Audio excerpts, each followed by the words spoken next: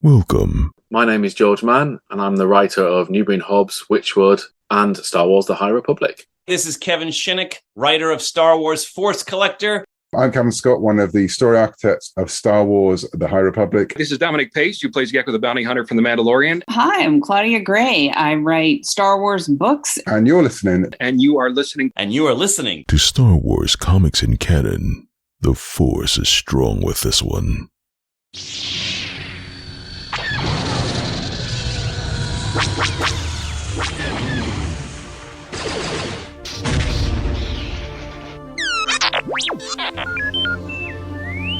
Hello there and welcome to Star Wars Comics in Canon, your guide to the wider Star Wars canon through the comic book lens. And to take you on this journey, I'm your host, Mike Burton.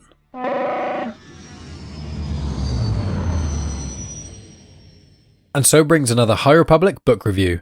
So my friends, hello there, we are there for yet another High Republic book review. We're continuing with Phase 2 in chronological order, and that brings us to Cataclysm by Lydia Kang, which is the first book in Phase 2, Wave 2 of the High Republic. So if you haven't tuned in before, let me just explain how I structure my book reviews. So in essence, I start off by giving my spoiler-free thoughts so that nothing about the book gets ruined. I just give some timeline information, some general themes, how I kind of found the book in itself, and then a little bit of information on a couple of the characters, like a couple of reoccurring ones that happen in the first couple of chapters. No spoilers for major cameos or cool characters that come in towards the end or anything like that. So the first part you can listen to without fear of anything being spoiled. Then I give a minor spoiler warning, and then I give a little bit more information on some of the characters that show up, a little bit more information on the themes and things, and I will also talk about the plot for the first sort of maybe quarter of the book, if that, before things really start moving. And then after giving you my mild spoiler thoughts, I'll give you some major warnings and things. I'll then read out the publisher's summary, also known as the blurb, so the thing on the back of the book. So I'll read that out to you just to give a little bit more information. Then you'll have your final warning, and then I'll delve deep into the plot, into my actual thoughts and things. There will be spoilers when I do delve deep, and I will be giving a plot overview towards the end, confirming what certain characters die, what generally happens in this book, just so if anyone is listening and you want the idea of what's going on with the book, but you don't have a full amount of time to be able to consume every piece of High Republic content, it serves as a overview so you have an idea of what's going on, but also if you have read the book, it's a good refresher, and then you can hear my actual thoughts on really specific things that happen. So as with all my episodes of this Star Wars podcast, I will always encourage people to pick up the book where you can, listen to the audiobook, or pick up the book physically or digitally. Please support the High Republic, Star Wars, Lydia Kang. Basically, anytime I tackle content on this channel, I always want to say support the creators where you can. But I understand that not everyone can pick up every piece of Star Wars content, so I want to give people a good idea if they can't pick up everything. But that's generally how I'm going to structure this, so with that in mind, let's delve in. So this takes place in Phase 2, Wave 2. So Phase 2 takes place approximately 150 years before Phase 1 of the High Republic, and Phase 1 of the High Republic takes place 200 years before the Phantom Menace. So Phase 2 is about 350 years before the Skywalker Saga, so the timeline is approximately 382 years before the Battle of Yavin, which is A New Hope. Now with Phase 2, the way they've actually done the timeline of the books is a little bit different to Phase 1. So Phase 1, there was an adult novel that ran alongside a junior novel, and then a young adult novel was then shortly after that. And they did that 3 times, once for each of the waves. Whereas this one, they've kind of done it almost like a palindrome, so it's read the same forward as backwards. So it starts with a young adult book, then it's a junior novel, then it's the adult novel, then right slap bang in the middle is the audio drama, Battle of Jeddah, then is this adult novel, then the junior novel, and then it finishes with the YA novel. So it's YA junior adult, audio drama, adult junior YA. So that's all quite interesting. And in case you hadn't tuned in prior, I have tackled the book reviews for the other books that come out before this. So I tackled Path of Deceit in January, Quest for the Hidden City in February, Convergence in March, and Battle of Jeddah in April, all in 2023. If you're listening on YouTube, they'll be in playlists, both the book reviews and the High Republic playlist, as well as the Star Wars Comics in Canon playlist, because that's just the standard playlist for this. But you can find those other book reviews basically anywhere. Now, the book itself, obviously Cataclysm, was written by Lydia Kang, and it was released April 4th, 2023. On the cover is a character called Axel Greylark, who is in the book Convergence, which is written by Zoraida Cordova. Now, I so far have really enjoyed Phase 2 of the High Republic. It's been great fun. I also had the pleasure of speaking to George Mann on my podcast. I think I released that about a month ago as of recording this. Obviously, he wrote Quest for the Hidden City, as well as the Battle of Jeddah, as well as the Nameless Terror miniseries, as well as other Star Wars things as well. So if you are listening to this and you haven't listened to my conversation with George Mann, you can either go to YouTube and watch the video version, or you can find it on the feed of Genuine Chit-Chat on any podcast app. So go find it if desired. And although this book connects with Phase 2 of the High Republic, it also works as a standalone book. is essentially a sequel to Convergence. So the way that generally the High Republic seems to work is you can read all of the books that you want, or you can read just random ones, or you can read the ones that are kind of in the same age bracket. So the 3 junior novels all somewhat connect in Phase 1, the 3 young adult ones do, things like that. And that's similar in Phase 2 of the High Republic. So I'd say going into this book, if you've not picked up any other piece of High Republic content, then I'd say definitely read Convergence. Otherwise, it's not really going to make as much sense. Like, you get the general gist, but you definitely want to read Convergence before this. And I would strongly recommend reading Path of Deceit. As a sort of must-read list for Phase 2, I'd say Path of Deceit, Convergence, Cataclysm, and Path of Vengeance. Now, I would say The Battle of Jedha is a really important book, or / audio drama, and it is fantastic, but although it's really thrilling, the main strokes of what happens in the Battle of Jedha, gets confirmed in the comics, which I really recommend, which is by Cavan Scott, which I've also done an episode on the first volume of that, and I'll be doing an episode on the second volume of that in the weeks to come. But the Battle of Jedha isn't like essential just for really knowing the broad strokes of it. You know there is a battle in Jedha, and you know the Path of the Open Hand are somewhat involved, and obviously the Jedi and other Force users, so you don't need to know those, but I would recommend it because it's a fantastic piece of content. The reason I mention that is because Cataclysm actually takes place a few days after the Battle of Jedha, which is several weeks after Convergence. So all of Phase 2 seems to take place within a year, really within about 6 months it seems. Now I have not yet read Path of Vengeance, I hold my hand up there. I am currently about halfway through Quest for Planet X. Then when I finish that, I'll be reading Path of Vengeance, and then I should be fully up to date with all Phase 2 content because I've read all the comics. I just finished The Nameless Terror, I finished the High Republic comics by Cavan Scott, I read the one-shot Quest to the Jedi, I finished The Blade, and I also did an episode on that last week. So the only things left is the High Republic Adventures comics by Daniel Jose Older, and I think only the 4th or 5th issue of that is out right now, so there's going to be 8 of those. So I think that's generally about enough background information that you probably need of this. So let's delve into some of the information about the book, and let's delve into some of my thoughts. So as this is somewhat a sequel to Convergence, a lot of the same story beats and characters reappear. Again, this is not a spoiler, but if you've read Convergence, you'll know. So Path of the Open Hand play a part because they're basically the antagonists for the entirety of Phase 2. You've got Axel Greylark, I mean, he's on the cover of the book, so it'd be very strange if he wasn't in it. You've got the 2 Chancellors, obviously one of them is Axel Greylark's mum, so that makes sense. Then you've got the royals of Eiram and E'ronoh. So primarily Fantu and Ziri are the main 2 people that are kind of featured from those 2 planets because obviously in Convergence they were like the main characters, and the storyline that started in Convergence and was touched upon in Battle of Jedha is continued in Cataclysm.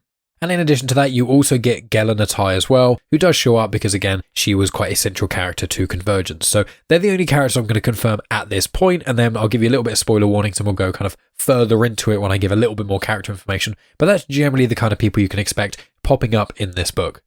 And as I said, it is a follow-on to Convergence, so I'm going to have to compare them to some degree, but I will clarify. I thought Path of Deceit, the YA book that started off Phase 2, is not only one of the best High Republic books, but is probably one of the best Star Wars books I've ever read. I think it's absolutely phenomenal. I think it's probably on par, if not maybe even slightly more enjoyable than The Rising Storm. I think I probably enjoy The Rising Storm more. I kind of go back and forth on that. I can't really decide. I mean, Elzar Mann and Ty Yorick are in The Rising Storm, and they're 2 of my favourite characters. But Path of Deceit is absolutely incredible. And then Convergence I thought was absolutely fantastic. It starts off a little bit slow, Convergence, but it really gets into things, and there's the political thriller aspect of it and stuff like that I really found interesting. There's interpersonal relationships, there's great action scenes, there's conspiracy, so I love all of that stuff. I thought Convergence was an absolutely fantastic book, up there with the adult novels from Phase 1 of the High Republic, which again I think are some of the best, not only High Republic writings, but also some of the best Star Wars writings. So with Cataclysm, I feel like it's in the same bar. Like, in all honesty, I'm sure maybe some people will disagree, but I feel like when I read Cataclysm, I didn't feel like it was written by a different author to Convergence. I think that both Lydia Kang and Zoraida Cordova have written in such brilliant ways that their books feel very connected. Now, I'm not trying to downplay Lydia or Zoraida's writing style or anything like that. I'm actually trying to do the opposite, which is they're both such good writers, and the content in which they write is so good, there doesn't feel like there's any disconnect. There doesn't feel like there's any inconsistency. Now, I know that's in part because of the Project Luminous authors as a whole, and because the High Republic stuff is, I think, monitored quite a lot more than a lot of the other canon at the moment, especially with like Michael Siglain at the head and Lucasfilm Publishing. They're trying to make sure that all of the High Republic connects together, not to mention the High Republic authors. They've all, had a plan figured out since the start. Those years ago, you can hear Cavan Scott or Claudia or anyone basically speak about those things. But I really like that. It feels like a straight, consistent story. All the characters, you feel certain growth towards them. Their drawbacks they had in the previous book, you don't feel like they've just evaporated. You feel like they've grown as characters, but they're still growing to do, so it feels like their journeys aren't over yet. And that's for pretty much everyone in this book, and I really, really like that. So I found that this is as good as Convergence. Absolutely fantastic book. Once again, it's not necessarily a slow start, I'd say. I think Convergence had a slightly slower start than this one, but once you kind of get into it, you're really hooked. Like, Lydia's done an excellent job of when you finish a chapter, you're like, okay, I need to know what happens next. But with Star Wars, especially the adult novels, there's normally so many characters you're following. Like, a character chapter wraps up and you're like, oh, I can't wait to see what happens. And then you have to read another 2 or 3 chapters before you get to hear the continuation of that. Obviously, as there's action set pieces that happen and certain things and certain characters, they're on their own paths and then they meet up with other characters and stuff. So when the action starts getting a bit more high, then you get a lot less long chapters. You've got a lot shorter chapters and it's less of, oh, I have to wait to see what happens to this character. It's like, oh, they're in the next chapter. So I really, really like that element. Again, I think the writing is absolutely fantastic, up there with all the other adult books. I think the way the characters are written are fantastic. The story's really interesting. I was somewhat concerned that it would be a bit of a repeat of Convergence, because mild spoilers for Convergence, but the way Convergence kind of ends is that the E'ronoh Eiram crisis has basically been averted, the Forever War has ceased, and so they're looking to sign peace treaties. And then, and minor spoilers for Battle of Jeddah is meant to be they sign these peace treaties on a neutral world, but then the Path of the Open Hand and other people get involved, and it kind of muddies the waters a bit, and therefore it means that the peace negotiations don't go as planned, and therefore the peace treaty doesn't get signed. Now, because of that, I was like, well, there's obviously going to be tensions again. And I'm not saying that with war, especially with whole planets, that tensions just disappear immediately, but I was like, oh, are they just going to have basically the exact same plot? Are Fantu and Ziri going to have to do basically the same thing as what they did in Convergence? And I can safely say, without spoiling it, they do not. The way the book starts up is quite interesting, and the way the kind of animosity between the 2 planets reignites is very interesting, and it works very well, I find. And as it unravels and things, I think it does work. Again, not spoiling that element quite yet. But then you've got the other plot lines going on, and they all, again, interweave and intertangle in certain ways, which I really, really like. And it feels rewarding as a reader, when you remember a certain detail from like chapter 3, and it comes back in like chapter 30 something. I know that's just a sign of a good writer anywhere, not just Star Wars, but again, the writers of the High Republic are just the cream of the crop when it comes to writing. They are all absolutely fantastic, and Lydia Kang is up there with the rest of them as well. Absolutely fantastic. Now, one thing that surprised me about this, and again, I'm not going to say what it is yet, but there is a major, major event that occurs in this book, and it happens surprisingly fast, and there is a lot of action. Basically, what I thought was going to happen in Path of Vengeance actually happens in this. And I was so blown away by it, and now I'm even more chomping at the bit of what's going to happen in Path of Vengeance, because the way it works in this book is just fantastic. And although when the book finishes, a lot of questions do get answered, obviously, not all of them do. So there are ways I can see the threads that have been left from Cataclysm are going to be hopefully tied up and answered in Path of Vengeance. But it was just such a thrill ride. It was just so much fun, and the action scenes are written so well. I felt like I was there in these battle sequences that are going on, and there's certain characters that appear, and it's absolutely fantastic. So yeah, I really, really recommend this. I would say the must reads for the High Republic, if you've not read any High Republic stuff at all, like zero, and you want to know where to start and what to do, the way I'd say is the absolute essential reads for the High Republic should be Light of the Jedi, The Rising Storm, Fallen Star, Path of Deceit, Convergence, Cataclysm, and Path of Vengeance. I know I haven't read Path of Vengeance yet, but from what I've heard, and if there's anything like Path of Deceit, definitely. So I think that's more or less all I can say without spoiling anything or just completely repeating myself over and over again. So here's your very minor spoiler warning. So I'm going to give a little bit more information on certain characters that pop up, a little bit more information about certain themes, and a little bit of the plot right at the early days. But again, there's not going to be any major spoilers. So with that in mind, let me just read out the crawl for yourselves. There is a conflict in the galaxy. Chaos on the pilgrim moon of Jeddah has resulted in a devastating battle.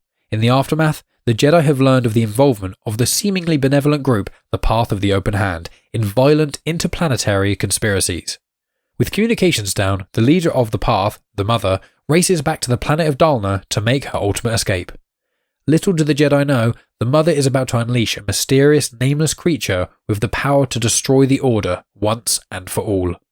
So that gives you a general idea of where this book kind of starts. So it is a lot to do with the Path of the Open Hand, and that's why I say Path of Deceit is like a must read, because it gives such amazing groundwork to who they are and what they believe, and how clever they are, I think, is really a big part of this. The Mother is very clever, she's very scheming, but you get to see how she starts to unravel from Path of Deceit up to where this book starts. There are little signs and things. There's certain characters that know her and have known her for a little while, and even they kind of mentally think, oh, I can notice a bit more grey hair, or she looks older than when I last saw her. Those sorts of things. So it's definitely taking a toll, orchestrating everything that's going on.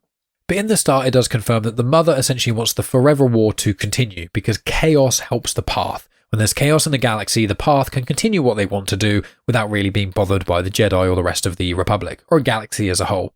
To get a bit more about the Mother, we still don't have like an origin story or anything for her. I suspect we may get one in the Path of Vengeance. Maybe we never will. I don't know, but we don't necessarily get a backstory about her, but we do get stuff about her in general from this book. We understand that she's happy about what happened in Jeddah, but she's not overly happy with how the Herald's actions affected things, and also how that kind of put a spotlight on the Path of the Open Hand. Now, if you want to know a bit more about the Herald's involvement, he's a central part to the High Republic Marvel Comics by Cavan Scott, specifically issue number 4. Now, I have tackled that, I think, about 4 episodes ago, and I tackled that for High Republic Comics of 2022, Volume 1.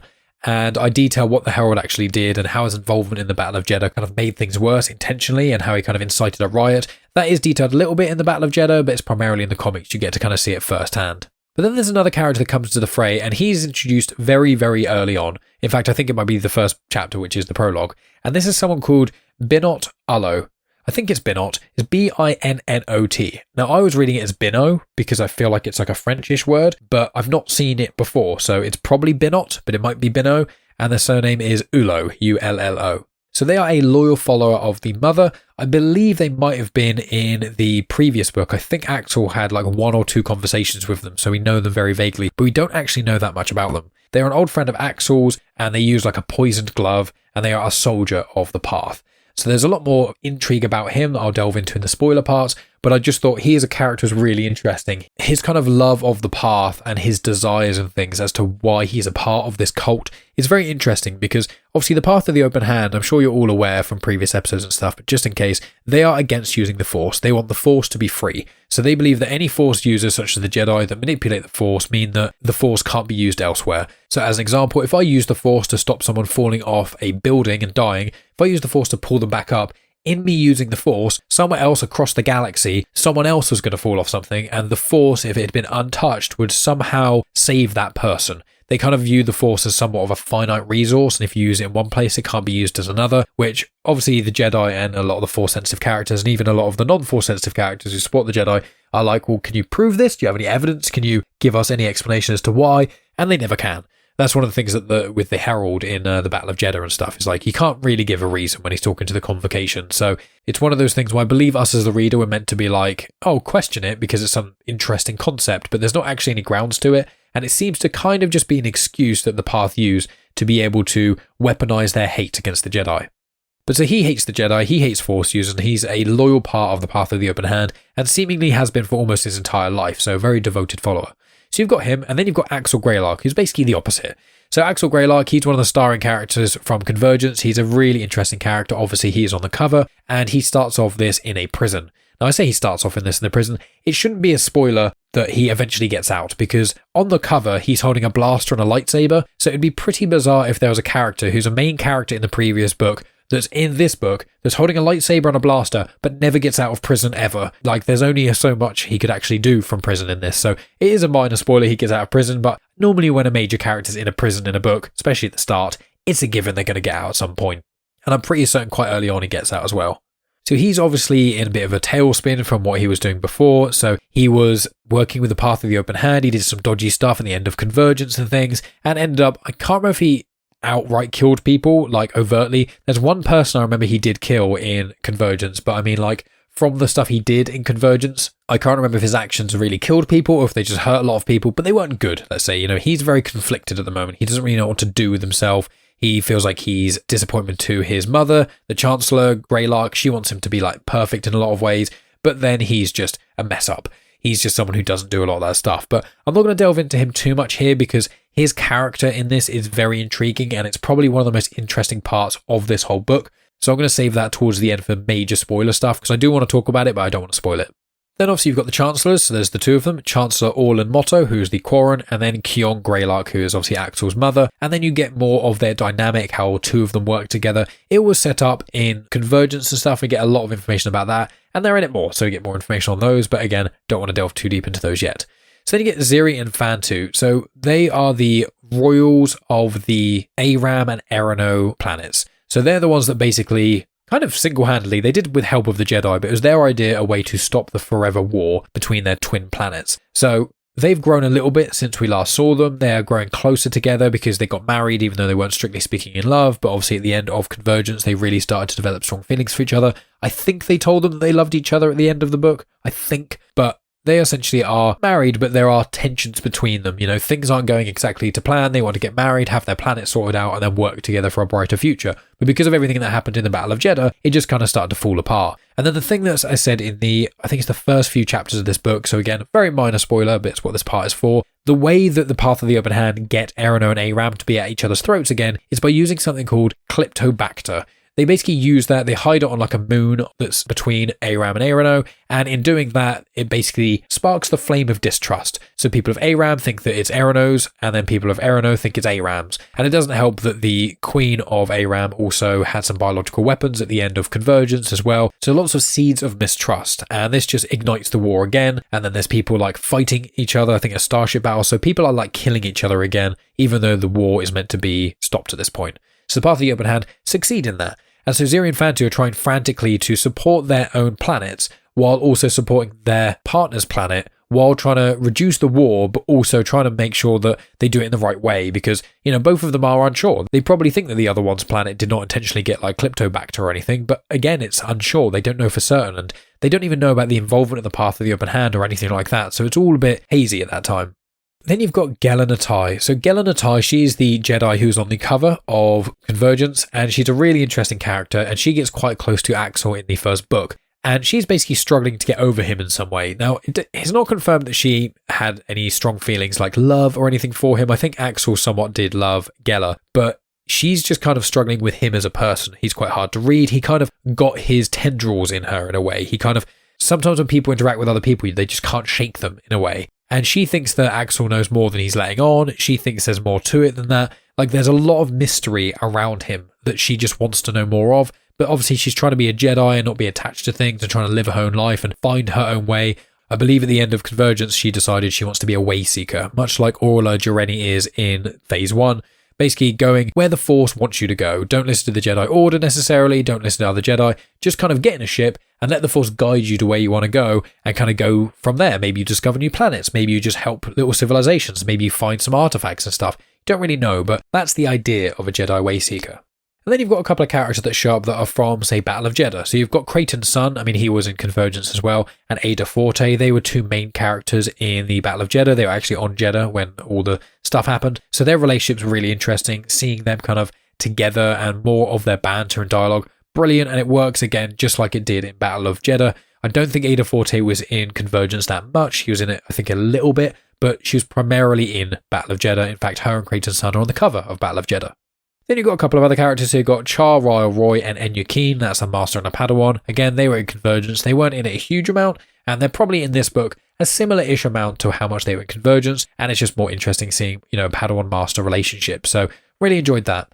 Now, one of the newer characters that we get to see is Orin Daga. He's one of my new favourites. He's a Jedi Master, but he makes cheeky jokes all the time. He is very clever, and he senses when things are coming. He's got, like, very good sensitivity, and he is a good swordsman. But he just likes making jokes, and he says, you know, life is really dark and scary and horrible in certain ways and things. So sometimes it's fun to make a joke and make light of things. So I love him as a character. He's just absolutely fantastic. And he's really, really good at reading people as well, which I really like. Someone who's so humorous and funny, he can just cut straight through it. It's brilliant. Now, a character that I didn't expect to show up in this. Now, this is a minor spoiler, maybe slightly more of a spoiler than I've mentioned before, but they do pop up fairly soon in this book. But it is Yaddle. Now, Yaddle's had quite a lot of traction over the last sort of year or so, which I love, because anything to do with, you know, Yoda and his species, I mean, calling it Yoda's species, technically, it could be Grogu or Yaddle's species, but Yoda was there first, so let's just call it Yoda's species. Yaddle's kind of been left to the wayside for ages. You know, she was a background character in The Phantom Menace. She was on the Jedi Council. Then we got the amazing Tales of the Jedi short with her and Dooku. I won't spoil anything else about that, but it's really, really interesting seeing her interactions with him and see what she was kind of like. She was voiced by Bryce Dallas Howard as well, and Yaddle does not speak the same way that Yoda does. Now, I confirmed this in one of my prior book reviews in, I think it's Out of the Shadows. There's like 1 or 2 scenes in Out of the Shadows where I believe a certain character either trained with Yaddle or went on missions with Yaddle or something like that, had a lot of interactions with Yaddle, and she speaks in a normal way. So it's one of those fun things of why does Yoda speak in the way he does. I'm sure we'll eventually get an answer to that. I hope we don't. I quite like it the way it is, but I imagine in the decades we've got of Star Wars coming, someone is eventually going to write some sort of Yoda origin story, or there's going to be a series or a movie or something. We'll get it. We got a little bit of that in the Yoda 10-issue series that has been written by several different people. I think Mark Guggenheim, Jodie Hauser, and Kevin Scott off the top of my head. But I'll be doing an episode on that shortly. But Yaddle has also confirmed that she's not the sister of Yoda in this, which is quite a fun little nod. So then there's also the question of, I wonder if they made Grogu. I don't think they did, to clarify. There's no indication of that specifically, but, never know. But she is younger than Yoda as well, but she is very strong, she is kind, she is patient, and she wants to teach. She doesn't want to fight, she doesn't want to be on the front lines of the Jedi Order, she just wants to be a teacher. And that's something as well that Yoda really wanted too, and although she's younger than Yoda, obviously she's still quite old anyway, because the species live approximately 10 times longer than humans do, so she's just seeing her in this. There's especially an action scene that I'll delve into in a little bit. Her action scene stuff is so cool. She is so beyond so many other Force users, and I think a lot of people forget that when you get characters such as Yoda. Yoda is a great teacher, and we saw him in the original trilogy, and then in the prequels we saw him kind of lightsaber fighting Dooku and Palpatine and stuff, but we don't really get a grip of how powerful these people actually are, and how much potential they have. And there's just one little scene where Yaddle basically wants to incapacitate 2 people, and it's not even a struggle. Even some of the best Jedi would have to be okay, we'll do this, we'll do that. She just lifts them both up and crunches them together and slams them back down, and that's it. No effort at all. And I just love it when you have a character that's that powerful, but they're old-ish. She's not that old, but when they don't want to fight, when they just want to teach. I really, really like that. And then part and parcel with Yaddle is this new character called Sipper. And Sipper is a very gifted youngling at using the Force, but they're an Arcanian. So an Arcanian is like a human, but they can see more light. They can see the infrared spectrum. They have white eyes, and they have 3 fingers, like a clawed hand sort of thing. So they're near humans, I think, more than humanoid, but very human-like. And it's quite entertaining having Yaddle dealing with this young child, because she's I'm trying to practice patience. I'm trying to do this, be calm with the Force, even though this little kid is driving me bananas. I really, really like their dynamic. It's very heartwarming and wholesome. I absolutely love it. So that's kind of me going through most of the characters and the things. I think the themes in this, duality is something that I think is a major theme in Phase 2 of the High Republic. You've got Eiram and E'ronoh. You've got the Path of the Open Hand and the Jedi. You've got all these elements. Master and Apprentice is quite a standard thing. But you've got 2 people together all the time. You've got how Ziri and Fantu communicate. You've got how Axel Greylark communicates with Getla and Atai. But then you also got how Axel speaks with his mother, Kion Greylark. But then you've got how Kion Greylark and Chancellor Molo, they're both Chancellors. So there's another 2. So there's lots of 2s and 2s and 2s. And there's groups of Jedi like Creighton Sun and Ada Forte, Yaddle and Sipper. Lots of 2s. So I quite like that. And obviously with Phase 2, it's called Phase 2. There's only 2 waves of Phase 2. There's 2 of each of the books. Do you know what I mean? There's quite a lot of 2s. So I think the duality part is still playing a factor, but I think it's not quite as much as the first wave of the High Republic was. And in this is it's called Cataclysm, obviously, and Lydia warned us at Star Wars Celebration that it's not called Cataclysm for nothing. There's a big event that happens in this, and it's a big action scene, and it's amazing. But I didn't expect it to happen in here. I felt it's building up going on. You can kind of sense where certain things are kind of going. But then stuff happens and you're like, I did not expect that. And that's one of the things I really like about the High Republic as well, is that because it isn't connected, apart from characters like Yaddle that are going to survive, you don't know what's going to happen to a lot of these characters. You don't even know where the plot's going to be going. Because there's so many hundreds of years before both Phase 1, but also even more hundreds of years before the Skywalker Saga. In modern comics and things in the current canon, there are little hints to certain High Republic things every now and then, but there are little nods here and there, normally when they go to old buildings and stuff. It is mentioned a bit more frequently, but I like the fact that it doesn't really feel like a plot hole, and just all these characters that are so unique, and pretty much all of them are going to be dead by the Skywalker Saga anyway, apart from the ones who live for, hundreds of years that there are a few of, like Yoda and Yaddle. But I love it. I think it's so interesting, and it's one of the reasons I've gravitated towards the High Republic so much is because as much as I love comfort food and knowing what's going to happen, there's only so many stories I can read about Luke Skywalker and still care, and I'm really losing it a little bit. There was a recent Star Wars comic, Star Wars 35, written by Charles Soule, and it's absolutely phenomenal. It's one of the best comics in the main Star Wars run that I've read. It's incredible. But the reason I like it so much isn't because it's about Luke. The reason I like it so much is because it's all about lightsaber crystals, and that's something I find very, very intriguing. And there's a lot of stuff to do with the Force, and there's connections to the Darth Vader 2017 comics, which are my favourite comics ever. So, although I enjoy stuff with characters we're familiar with, I know that none of the major characters are going to die in the Skywalker Saga, because we've seen how most of them do die, whereas in this, you just don't have that. And there are so many twists and turns and things that happen, there's 1 or 2 deaths that I kind of saw coming, unfortunately. I was like, please don't let this happen, and that did, and I was like, oh, okay. But a lot of them were like, oh, I didn't see that happening, or plot details that happened. So I just found this book was really, really fantastic. I know I didn't really talk about themes there. It's kind of hard without talking about the big event that happens, to be honest with you. So with that in mind, we'll lean into the final part of this review. But before we do, I'm going to read you out the publisher summary / the blurb, so you get a more general idea of the plot. And then after that, you'll get your major spoiler warning. But if you want to go into the book and you don't want anything else to be told to you, aside from what I've already told you, that is your sort of spoiler warning. So, after 5 years of conflict, the planets Eiram and E'ronoh are on the cusp of real peace. But when news breaks of a disaster at the treaty signing on Jeddah, violence reignites on the beleaguered worlds. Together, the royal heirs of both planets, Fantusen and Ziri Albaran, working alongside the Jedi, have uncovered evidence that the conflict is being orchestrated by outside forces, and all signs point to the mysterious Path of the Open Hand, whom the Jedi also suspect of causing the disaster on Jeddah.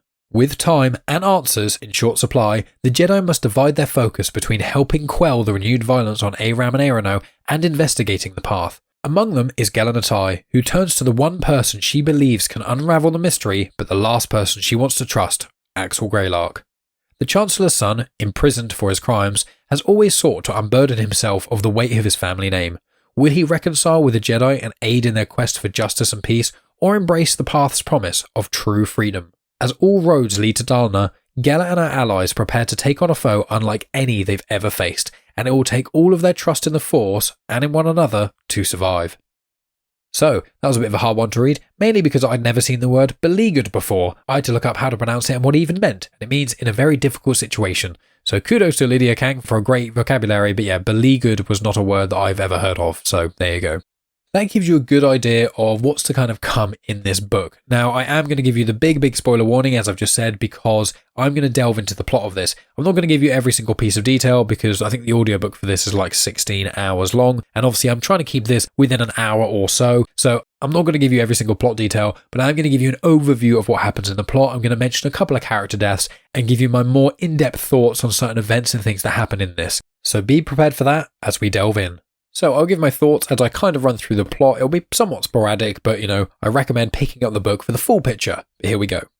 So earlier on in this review, I did mention the Klyptobacter stuff causing the tensions to rise once again between Eiram and E'ronoh. So I want to delve a little bit more into Axel Greylark. So Gela and my boy, Oren Daga, go visit him in prison. He does seem to be remorseful. He does actually seem like he wants to help, but he seems to be sick from pressure and altitude sickness from that prison. There's a few scenes where they talk and those sort of things. There's some brilliant dialogue and whatnot. Then a comp comes in saying that the Chancellor wants to move Axel to a different prison. So Gela allows this, and then the Path of the Open Hand appear pretending to be pirates. And in doing that, they manage to essentially take Axel, and then they have this moment where Axel has a choice to stay and speak with Gela or go off with the Path of the Open Hand. He goes off with the Path, and he manages to get a hold of one of Gela's lightsabers as well. So then you get a lot of stuff with Axel and this Bino person. They fly to Jeddah, but along the way they're talking about Axel's allegiances and what he's been doing, as well as we get a little bit more about Bino. So Bino, he is, a loyal follower of the mother, he's a friend of Axel's, but he uses this poisoned glove. And this poisoned glove is pretty horrendous. It does kill people in a pretty awful way. And unfortunately, we get quite graphic descriptions of that several times in this book. And not to say in a negative way that the writing's bad, it's very good writing, hence why it's so horrendous to hear about someone being poisoned in that way. So Gela and Oren decide to follow the Path of the Open Hand, who are, pretending to be pirates. They have a scheme to kind of trick them. Essentially, Axel and Bino end up shooting down this ship that they think is Gela's, and then Axel feels really bad about it and stuff, but it turns out it's not actually Gela's. They actually managed to, remote control it from, communicating with a Pathfinder team and stuff. And so Axel and Bino think, oh cool, we've killed the Jedi, let's go and land on Jeddah, and then they're going to change ships so they can go to Dalna, which is where the Path of the Open Hand currently are.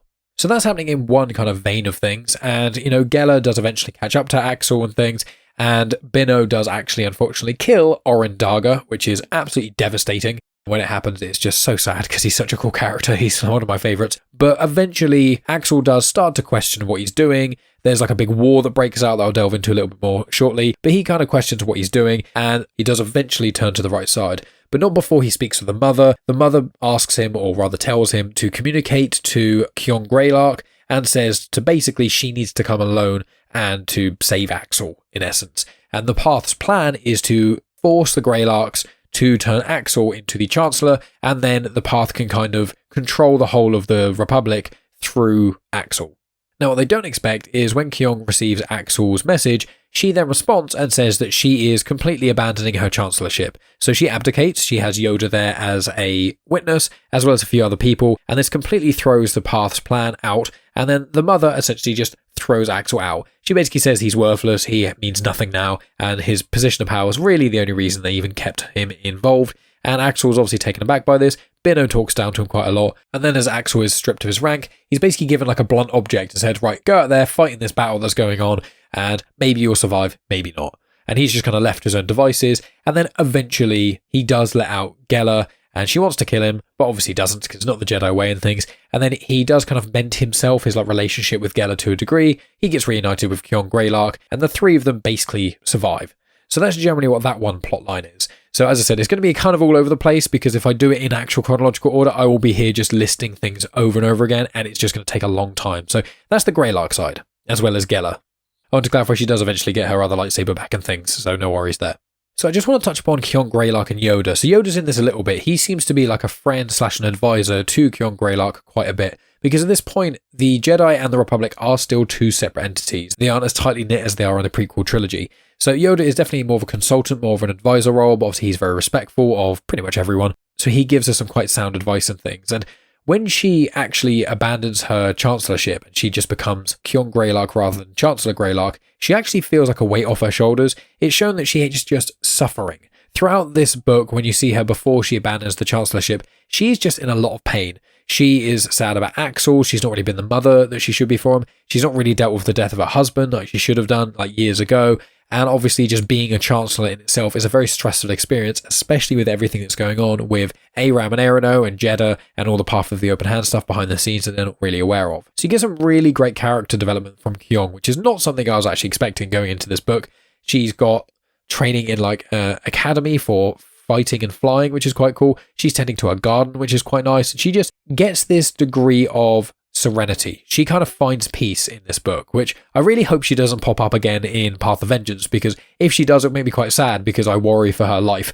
But I'm hoping is that we don't see her again and we can just assume that her and Axel's life kind of slowly improves and they just kind of have a more important and loving relationship together. So that's kind of my hope. Again, I've not read Path of Vengeance, I'm not talking out of term. I've currently partway through Quest for Planet X. So while that's all going on, you've got Ada, Forte, and Creighton's son, who are the stars of Battle of Jeddah. They are doing a little bit of cat and mouse as well, but they're trying to basically find out what's going on with Eiram and E'ronoh. They're also pursuing the Path of the Open Hand because they think they are involved.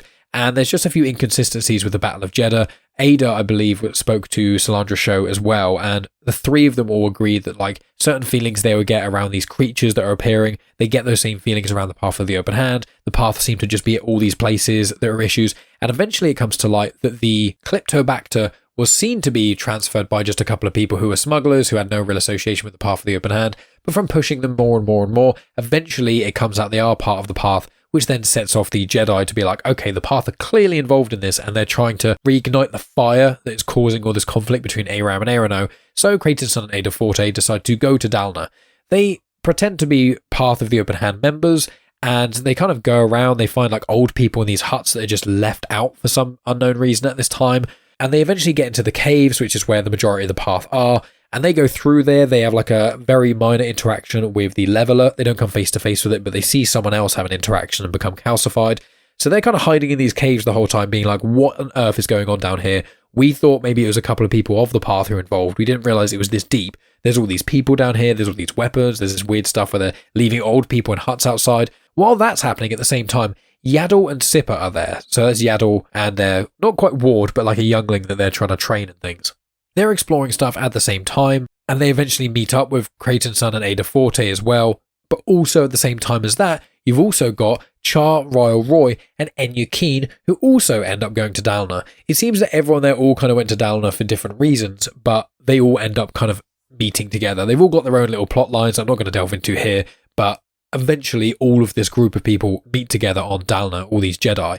And obviously that makes the Path of the Open Hand feel even more wary and cautious as to what's going on. So that's kind of how the war breaks out. Now, I say war, what essentially happens is loads of members of the Path of the Open Hand just go after all of the Jedi. They've got like anti-air guns hidden under haystacks, they've got weapons underground, both blasters and blunt weapons. They've got all of this stuff going on, and they were preparing for a war while also having the creatures, the Leveler or the Nameless, however you want to call them, also those beings are running around as well. And further to that, they've also got Enforcer droids. Enforcer droids were the ones that were used in the Battle of Jeddah, and they were supplied to the Path of the Open Hand by, I believe it was Tilson Graf, who ends up, orchestrating in part the war that goes on in the Battle of Jeddah. So you've got Path of the Open Hand members, and you've got Enforcer droids, and all these things basically going after the Jedi. The Jedi are trying to find cover, there's fighting going on. Eventually the Jedi do manage to get a message out to, not quite the rest of the Republic, I don't think. I think it goes to like a nearby team, and then they basically send a message to Coruscant, but that nearby team then land on Dalna, and then they join the fray as well. So I believe at the early stages, there's only like a few people on Dalna that are not the Path, and then it increases more and more steadily. Eventually more and more Jedi join the fray from like nearby systems, then some Jedi from the Republic I think end up coming down, and there's just, for the majority of the book, it's essentially a war that's going on. It's so well written, and it was so tense, and the whole time, there was points I was reading it, and I was like sweating. I was like, please don't let my favourite characters die. Unfortunately, obviously one of them already did, but there are moments where you think people are going to die, and they do, and there's other moments where you think people are die, and they don't. So again, brilliant dramatic tension written in that.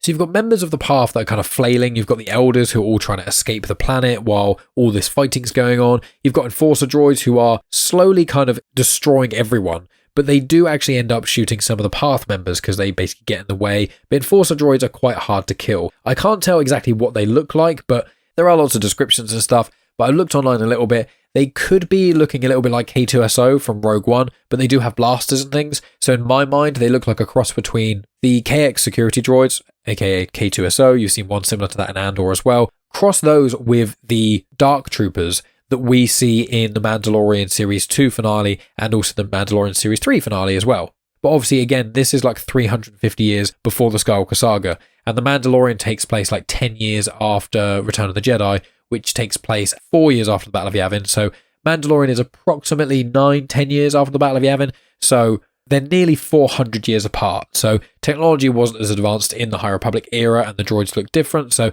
imagine just like a slightly less technologically advanced version of K2SO mixed with a Dark Trooper, and that's probably what these Enforcer droids are.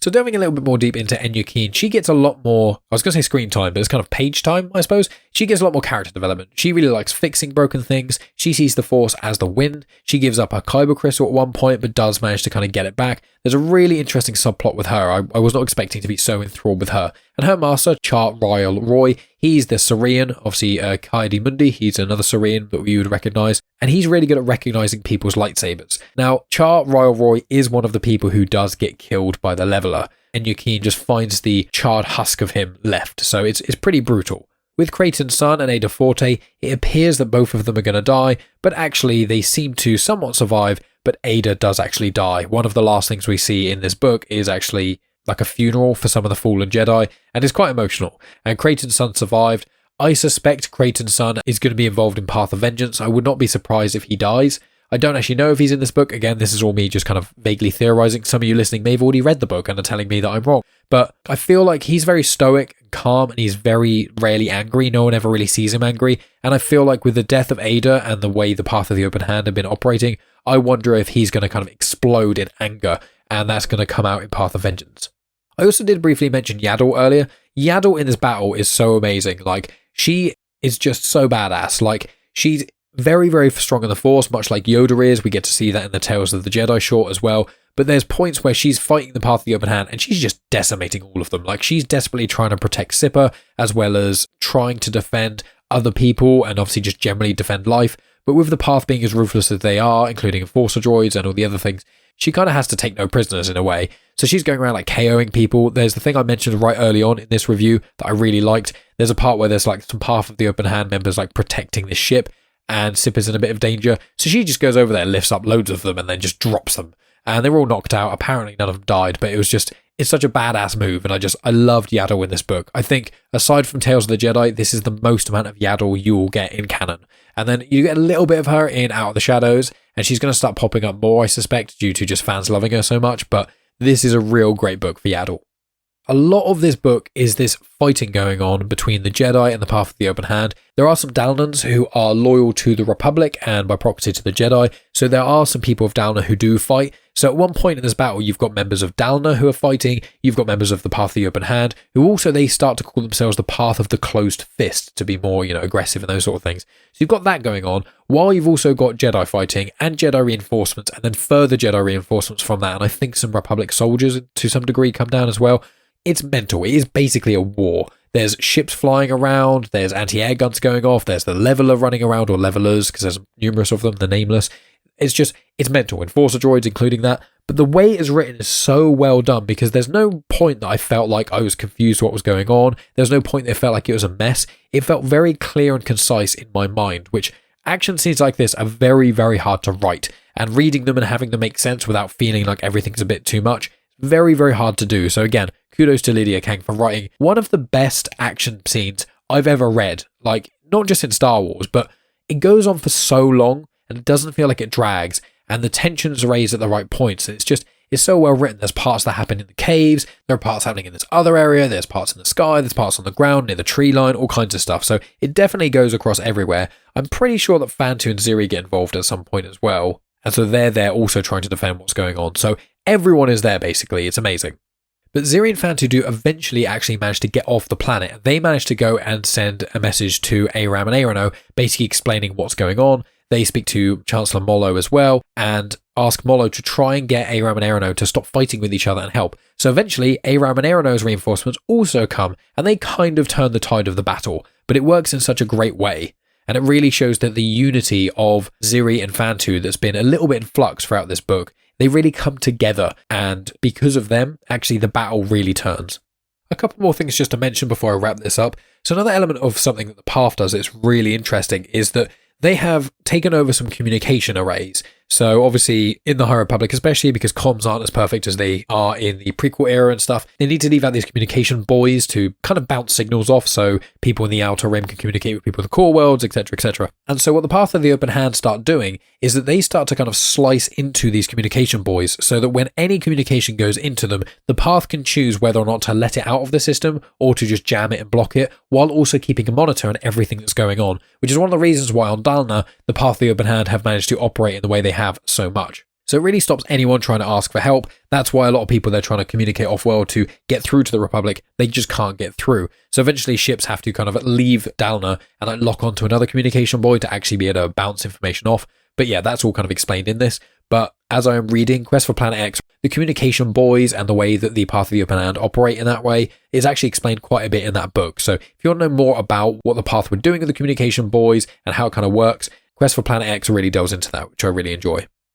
Now, sort of as we wrap up with the plot elements of this, a general overview of how this kind of ends is Axel, after being treated in the medbay and stuff, he agrees to go to prison and kind of do his time. Kyon Greylark's going to be there for him, as in spirit, but she's going to try and just live her life as a person rather than as a Chancellor. Chancellor Mollo, he's going to try and be the number one Chancellor, he's just the only one, and go from there.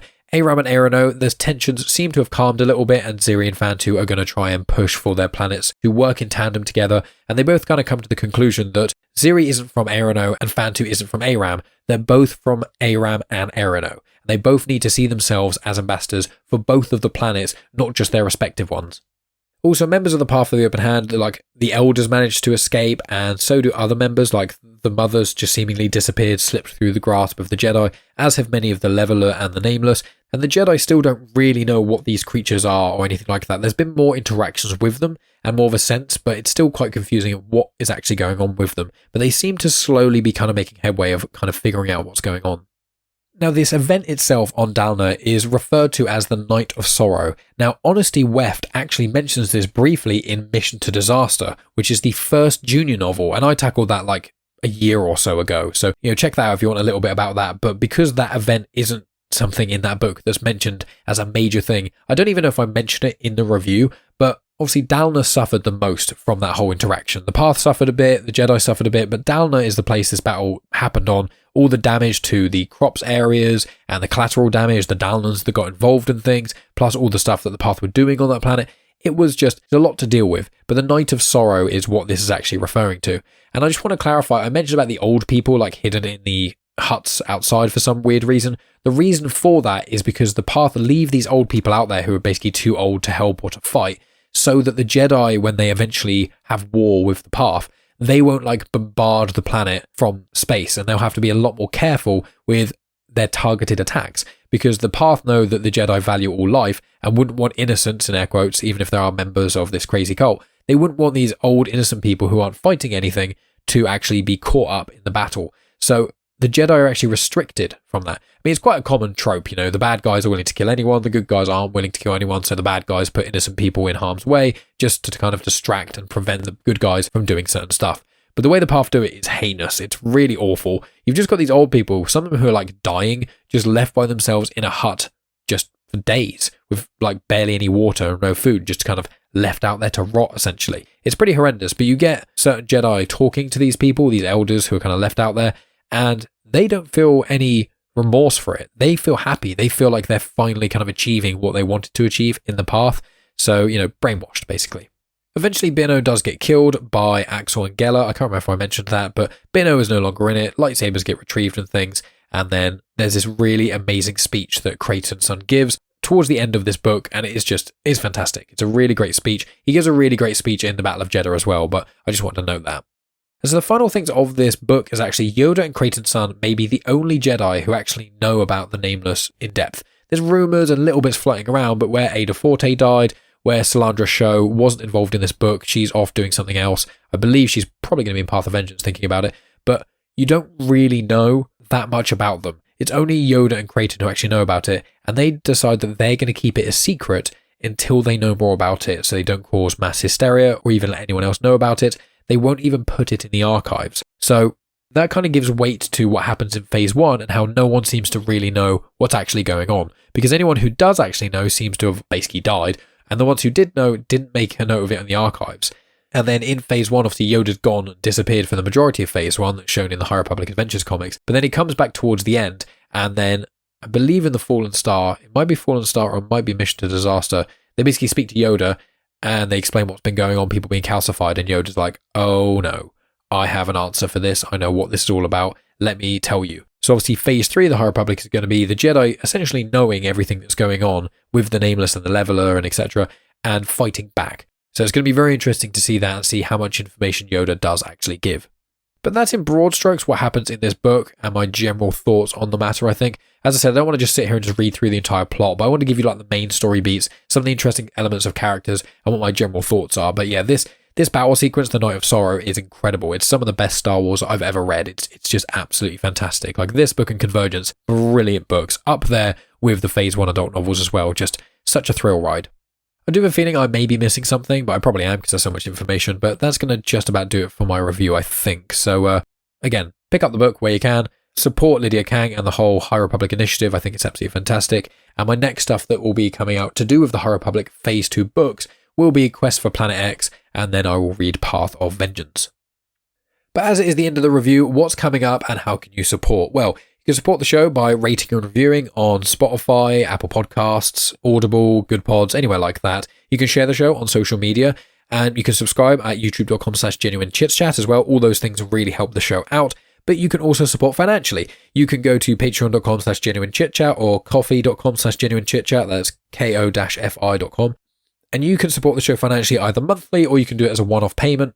And either way, you'll get access to bonus content. So I've recorded like 170 episodes of Afterthoughts, most of them with my fiancée Megan, but quite a lot of them are Star Wars Legends book reviews. And I have also recorded reviews for the Thrawn novels as well. I've finished Thrawn Treason. I've recorded my review for Thrawn and Thrawn Alliances. Thrawn Treason will be out at some point. And then also, I'm starting to listen to the Heir to the Empire trilogy. So before we reach Ahsoka, there's going to be reviews out for all of the Thrawn canon novels. Aside from the Ascendancy trilogy, I don't think I'm going to get around to listening to that before the Ahsoka series, especially because the third Thrawn Ascendancy book is a 23-hour-long audiobook. So that's like a whole day of listening.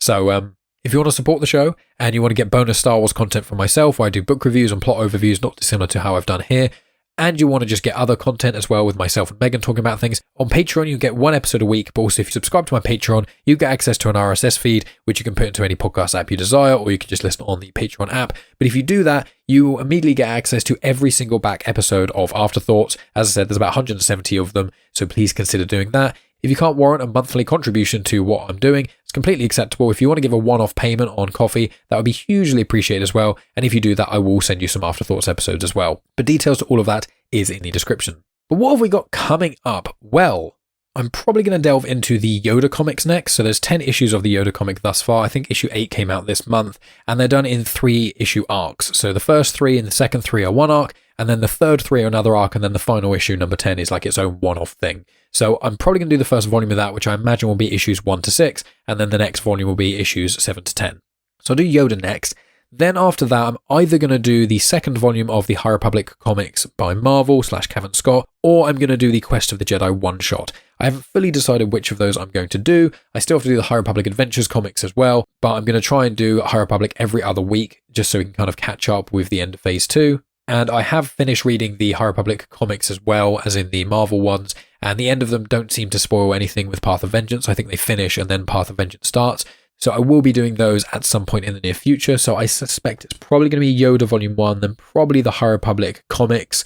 Then after that, it will probably be either the Star Wars run of comics or the Dr. Aphra or Darth Vader. One of those kind of 2020 runs of comics is going on post Crimson Reign Hidden Empire, but before the Dark Droids crossover event occurs. Probably going to do that. Obviously, along the way, I'll do my book review of Quest for Planet X. And then after that, I'll eventually do the review for Path of Vengeance, which again, I have not yet read. And then, there's the High Republic Adventures comics, there's the Quest of the Jedi one-shot, and there's also the Nameless Terror miniseries, which I've also read, and the Nameless Terror miniseries also doesn't spoil any of these books. So I'll be doing some of the High Republic stuff in and out of the Yoda stuff, as well as the run of comics set between Crimson Reign / Hidden Empire and Dark Droids.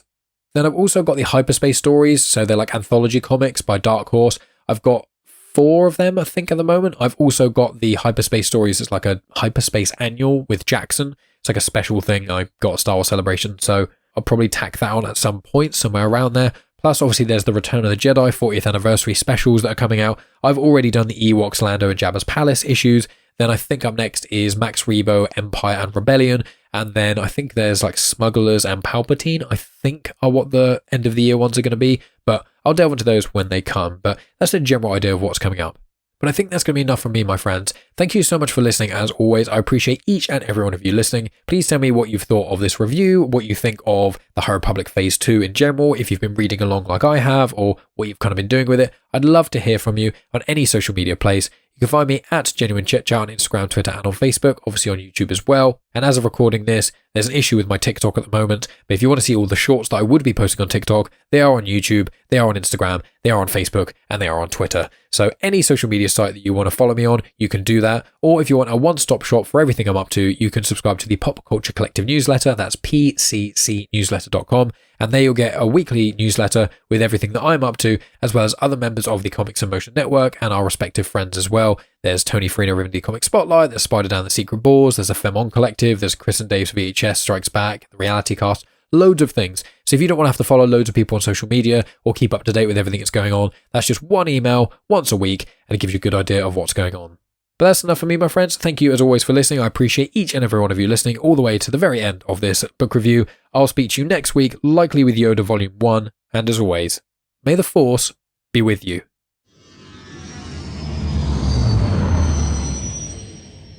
The intro for Star Wars Comics in Canon is arranged by myself, Mike Burton, and the backing music was made by Eric Matias of soundimage.org. You have just experienced host, creator, everything elser of Genuine Chit-Chat, and also the host and creator of Star Wars Comics in Canon, found on the Comics in Motion podcast, Mike Burton.